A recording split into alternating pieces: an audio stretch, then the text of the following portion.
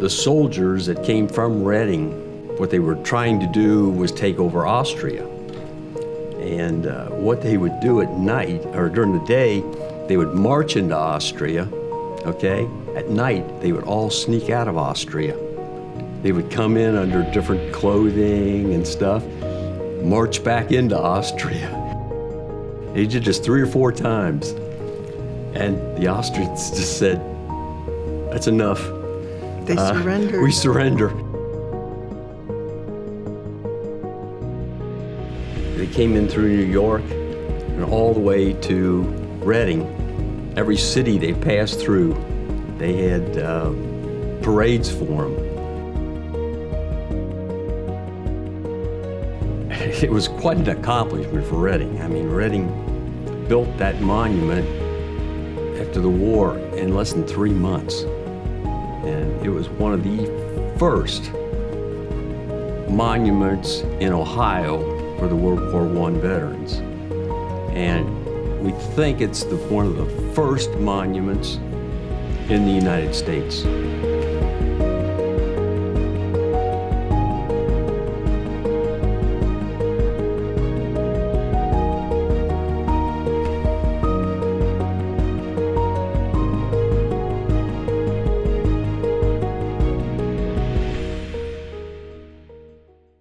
Here's the mayor of your community who loves Reading so much. Here comes your mayor. Let's give him a big hand.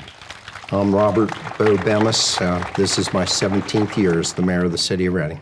You know, as far as, again, the Doughboy goes, so, you know, Jim Lichtenberg was many, many years the president of Reading Historical Society, has really given his life and his family as well to the city of Reading and our historical society. I think it was around 1988, the city formed the Reading Historical Society, and then in about 1992, we moved into this Hauser building. They asked me to join, and I got heavily involved at that time. Come visit us. We always take memberships for anybody that wants to join, and we've had pretty much of a surge of membership since the Doughboy anniversary thing. About 2004, I can't remember the date exactly, but we had an inquiry from Historical Society of the state about our monument and its age and so on. And the people up there had done research on our monument and other monuments in the country. And they found that ours was one of the very first in the whole country, and almost certainly the first in Ohio. Their Roth father, and a grandfather and great-grandfather were the people that designed the monument, had it built. But I've known the Roth family for a long, long time. There was Roth Pony Keg. Lee Roth was, and I think is maybe a grandson or great-grandson. Lee went to school with me. I've known him since we were kids. Their grandfather's the Doughboy model, Alf Roth. The Roth family is again, an incredible Reading family. A lot of families that were involved with Reading remain in Reading. Well, my name's Rick Roth. This is my wife, Cindy Roth. We have a lot of relatives that still live in the Reading area. In fact, people a lot of times say that if you're from Reading, everybody's related. We have, I forget the exact number, but probably 1/3 of the names on the monument are direct relatives of mine. And probably at least that many are indirect relatives. So we have a lot of connection with the monument. And so we hold a deep connection with Reading. Now, my grandfather was used as the model for the Doughboy monument. His picture was taken, and that's how they modeled. So if there's some resemblance, there might be. In fact, some people do say there is, because I got pictures of me standing next to the monument. Monument, yeah. And then my great-grandfather was in the construction business, And he was detrimental in actually designing the monument and building it. In fact, maybe we'll get into it more, but it was quite an accomplishment for Reading. I mean, Reading built that monument after the war in less than 3 months. And it was one of the first monuments in Ohio for the World War I veterans. And we haven't proven it yet, but we think it's one of the first monuments in the United States.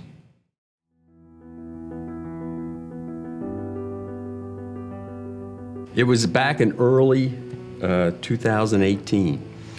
We were contacted by the Reading Historical Society, and they asked us, would someone in the Roth family be interested in participating? We were going to put this 100-year anniversary celebration together. Our president, Alan Redberg, brought it to our attention, made sure that we were aware that this was the 100th anniversary coming up, and he felt that we needed to do something about it. And we all agreed, all of our officers definitely agreed. And we had contacted the city of Reading and the mayor fully agreed to participate in as full as they can with the city. And so we had a major commitment for everyone that had any interest at all in the project. When I was asked to be a part of a ceremony to remember the 100th year anniversary of the dedication of the Doughboy Monument, I was thrilled to be a part of it. The legacy of the Roth family, to have that trickle down and to have them still that passionate, that really goes to show you the meaning of those men that left. The brothers, cousins, neighbors that left, that went to fight war, that didn't want anybody to step on our land. All 4 of the sons were actually in World War I. For the Roth family, it goes deep. They're red, white, and blue. They are red, white, and blue. It meant the world, the whole project, for them to join in. Up until then, I'm not even sure they were actual members of the society, but when they got word about what was happening and it was the 100th anniversary and so on, they immediately jumped in, and they did an enormous amount of research on this project, resulting in that 564-page book that is probably one of the most unique World War I books in the country, or the world for that matter. I think what we said in one of the early meetings that we had with Reading was that, you know what, if we don't do this now, it'll never be done and the history will be lost. And I mean, these are all soldiers that their identity, needs to be recognized. And I kind of said we have to do something that's personalized, getting a picture of them if possible. These things are going to eventually disappear. And nobody is, in fact, when we started the project, there wasn't even a list of the names on the monument. The only thing we had to go through was photographs. And Went and took pictures of the monument to get the names off of them. yeah, And then we digitized all the we put them in a spreadsheet and digitized all the names and made this humongous yeah. database with every name and where they came from and who their parents were. And, we would just keep entering all this information as we found it. And that Excel doc is quite extensive. Lengthy. Number one, it's a phenomenal book. Rick and Cindy Roth did unbelievable work. Wonderful picture of my dad's dad in that book and many other people that we knew. The opportunity to have memories and to have it being put together the way it's been put together. The Roths, I can't even imagine the hours that they put into this whole deal. It's a very, very good presentation of the overall history of the monument and the city of Reading, for that matter. So. 18 months. 18 months We worked on it. And publication. we literally contacted well over 1,000 people.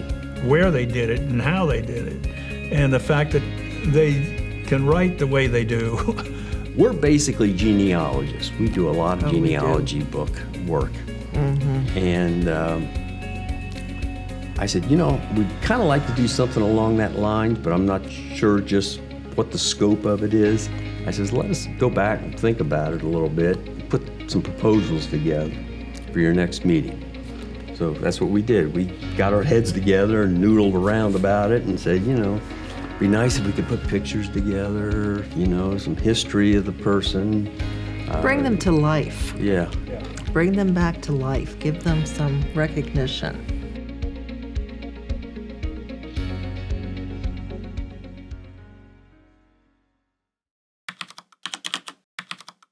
Ancestry.com has a lot of it. Fold 3. Fold 3 is another one we use. A lot of internet searches. Family Search.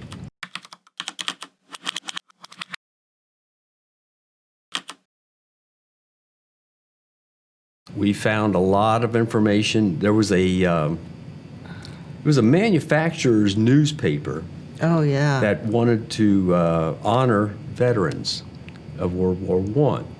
And you could send your loved one's picture in, and they would put it in their newsletter that came out, I don't know, weekly or something. And that was just a gold mine. I mean, but it wasn't indexed. It wasn't indexed. So you literally looked was through literally pages thousands and pages of photographs with names and saying, I think that's one in the book. I think that's one in the book. Yeah. So it was very time consuming. And Yes. But that's where we got but a it got lot a of the lot of pictures. photos. And they were good photos because they were nice facial shots. We did some doctoring, especially tombstones. That's Oh. another thing we got in the book. That was another travel job too, Yeah. is what we couldn't find online. We would literally go to the cemeteries and walk the cemeteries and take photographs of tombstones. Was it Northern Ohio? We went up to We went, to almost Dayton Dayton, I guess was and way into Butler County. yeah, Butler County. To that other historical library. Right.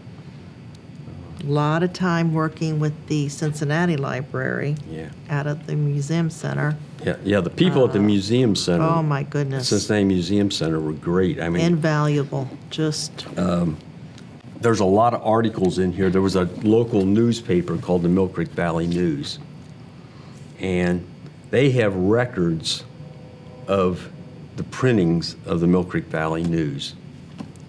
And at the time, they were closed for remodeling.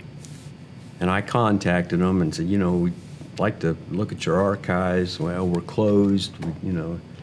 And they were closed for like 4 years for Yeah. the remodel, or 3 years. It was quite a while. And we got a few contacts there, and we talked to some people, and they says, okay, we can let you in for one day and go through the archives. And it wasn't at the Museum Center. It was No. at the Geyer, Geyer Center or where something. they were, the place that they had all the archive records waiting to go back into the museum. So it was even an off-site. Right, so they set us Yeah. up in a room with a microfilm reader.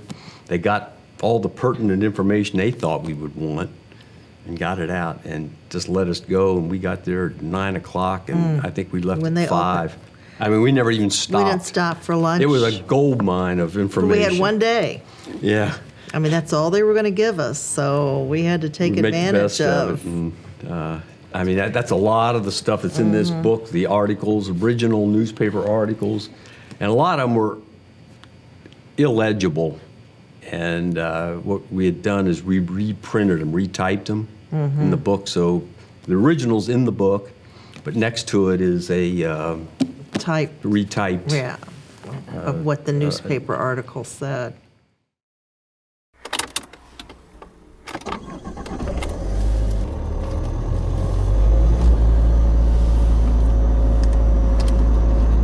We didn't have photographs for every veteran that was on the monument. And we wanted to have something there. So we looked up where they resided at when their draft registration came through. Found the street address, and we said, well, we're going to take a picture of where they lived. And put Picture of that- the house. Of the house, they lived, to kind of bring some realism to it. And we just happened to fill up the car with gas before we went down to Reading and reset the odometer. And we drove around. Street addresses have changed. The names have changed. on the Reading Road streets. was not Reading Road back It then. was, that was Main Street. So All the numbers changed. it So was. It was a logistic nightmare. Mm-hmm. But we found a lot of them. Some of the houses were still standing. That was kind of very nice. Very I neat. mean, Some that of them was- some of them were parking lots. Oh yeah. But we photographed them all. And One it was a White Castle, Yeah, White Castle was where a veteran lived down in Reading. but it gives you a perspective of how the Community changed. community has changed. The fact that as a community, if you look back when the World War I started, and I can't imagine Reading could have been that large of a community, and to send 224 of their young men and then 120 some more that should have been on there. It's amazing. They care about their country, and they definitely care about their city and their community.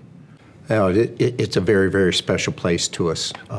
Reading was built by and continues to be built by God-loving, country-loving, family-loving, patriotic, hard-working Americans. And, our veterans are everything to us, those who gave the ultimate sacrifice just above and beyond. But people for Reading have always been willing to sacrifice and to serve and even to give their lives to protect the wonderful freedoms we have in the greatest country ever. Well, I think it shows that the whole town and the people in the town and myself personally are patriotic. We believe in the country. We believe in what the country stands for. We believe in the foundation of it and the Constitution and the Bill of Rights, and we don't want to see anything happen to it in the negative sense.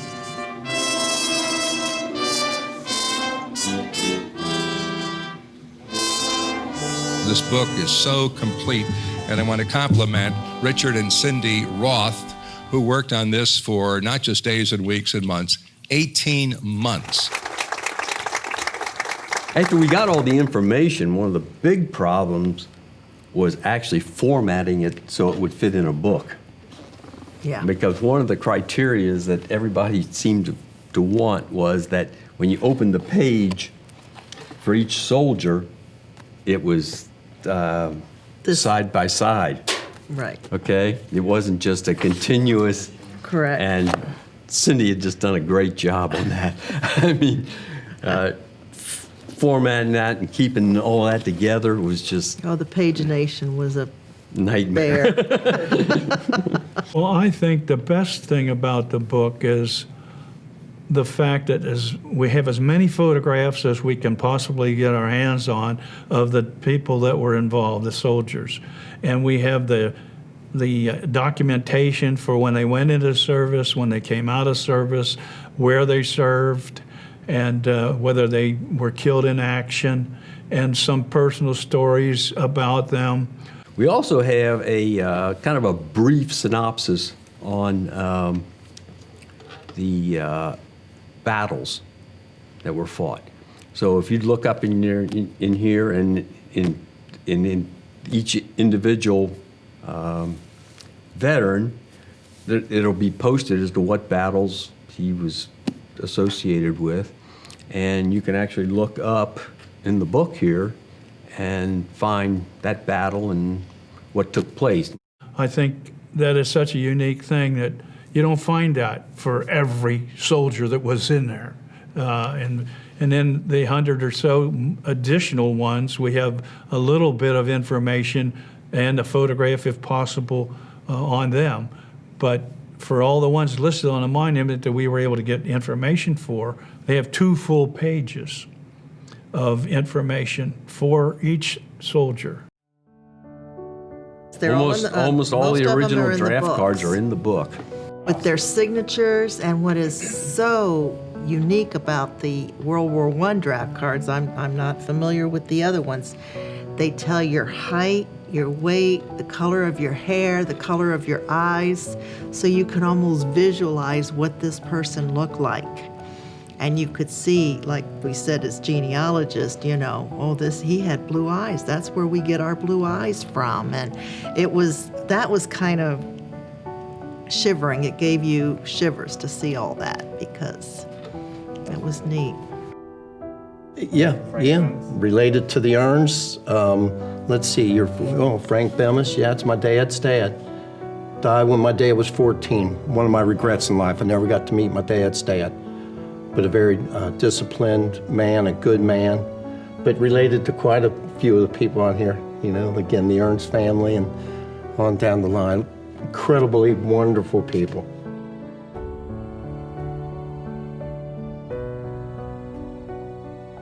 Those families, they're here, and not only they're here, their foundation, their feet are still on the ground. They're still trying to make an effort to make this a better place to live. We have actually had people come up to us in tears when they've seen this book. I mean, they were just that excited about it. And emotional. Very emotional. We've had people buy, 6 copies or something? For all their family all their members. families, so that everybody in their family could see it. I purchased one for my mother, one for my brother, one for my mother, my aunt. Some of this information was not available to these families. They didn't have it. Us being genealogists, that's what we do. We search those kind of things. But, an average family may not have had a photograph of their great-great-great-grandfather and the information on the war and the draft cards and all that stuff. So it was really an emotional thing to see all that in print.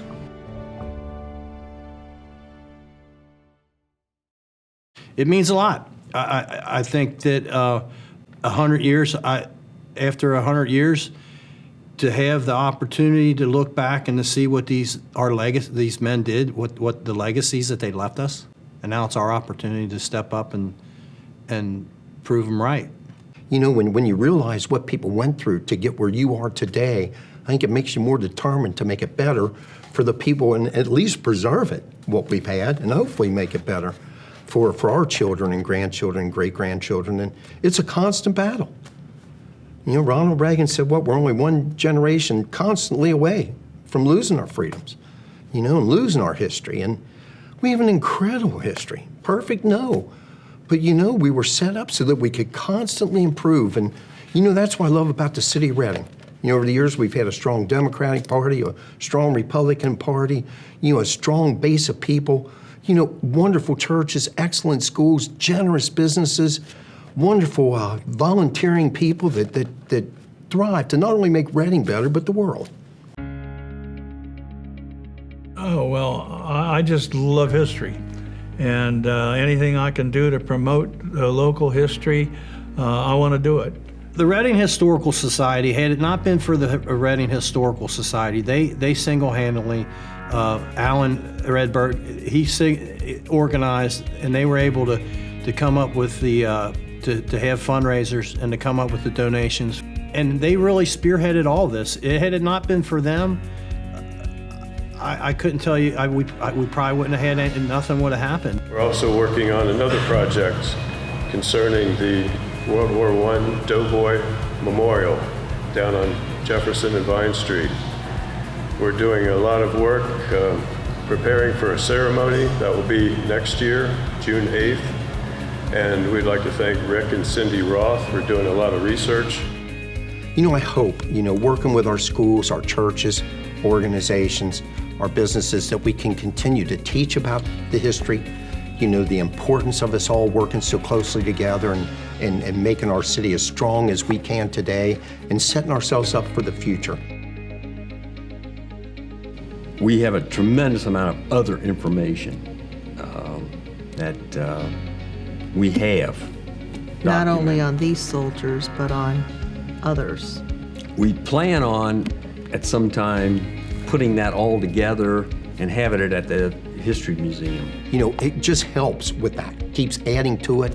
I think since the start, there have been 3 History of Reading books written since the start of our Historical Society.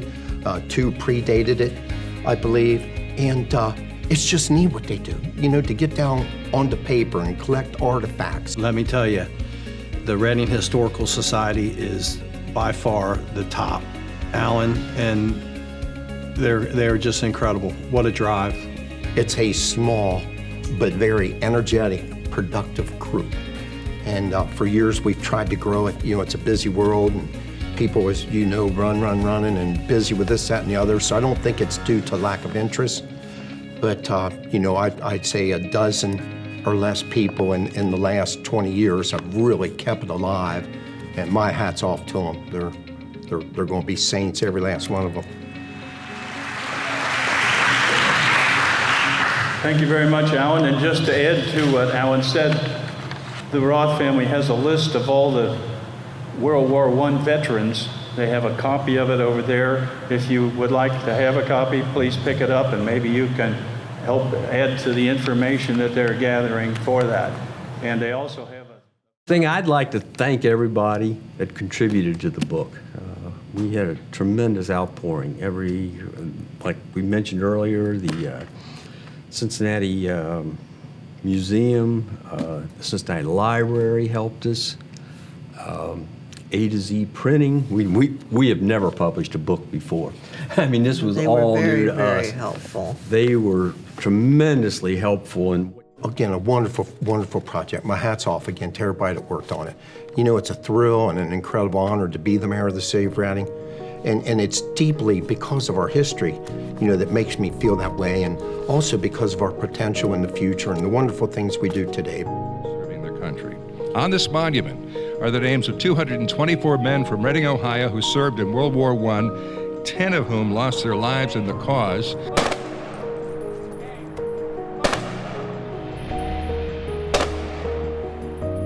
Ceremony here for this Memorial Day. I'd like to remind everyone that there will be a luncheon at the American Legion Post Home. Every year they have a Memorial Day festival where people you haven't seen from years, there's that lure to come back because you're part of a big family in Reading. Reading has that kind of appeal to the former residents and current residents, and it's still a small town community. like I said, there was just a lot of community activity that people were involved with. And like I say, when I was growing up as a kid, That's where you went. that's where you went.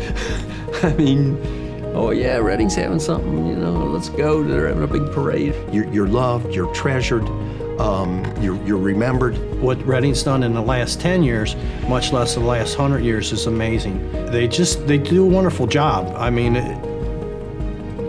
that's the families, you know, they're here.